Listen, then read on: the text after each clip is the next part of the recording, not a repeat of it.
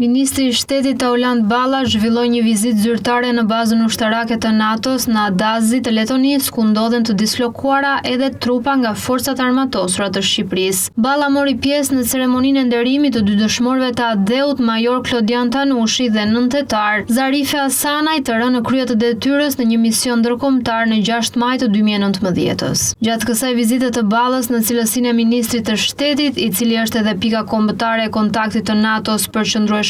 shpreu krenarin dhe mirënjohjen për kontributin e ushtarakëve shqiptar në këtë mision të rëndësishëm të aleancës. Jam shumë i nderuar sot jem këtu në këtë bazë,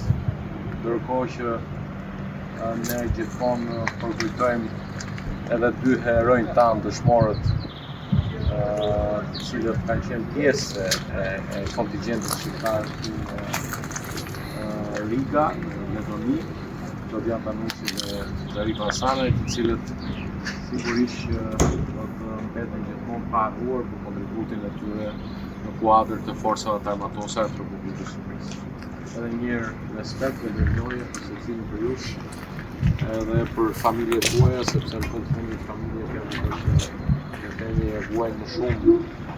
detyrën e vështirë të ushtarakëve. Gjatë vizitës në bazë, ministri u takua me shefin e shtabit të brigadës, Brigada Shumëkombshte në Letoni, lejtenant kolonel Philip Tremblay, i cili shpreu Ballës vlerësimet më të larta për ushtarakët tanë dhe rolin e tyre në këtë mision. Baza ushtarake Adazi, një nga pikat kyçe të mbrojtjes së NATO-s në Balltik, strehon brigadën shumëkombëshe të forcave të përparuara të NATO-s, një strukturë e krijuar si përgjigje ndaj kërcënimeve të sigurisë nga Rusia. Kjo brigadë përfshin trupa nga vende të ndryshme anëtare të NATO-s, si Kanadaja, Danimarka, Spanja, Italia, Polonia, Slovakia, Çekia, Shqipëria dhe të tjera. Toga shqiptare në Letoni ka një rol të specializuar në asgjësimin e municioneve të pashpërthyera, minave dhe pajisjeve të improvizuara shpërthyese,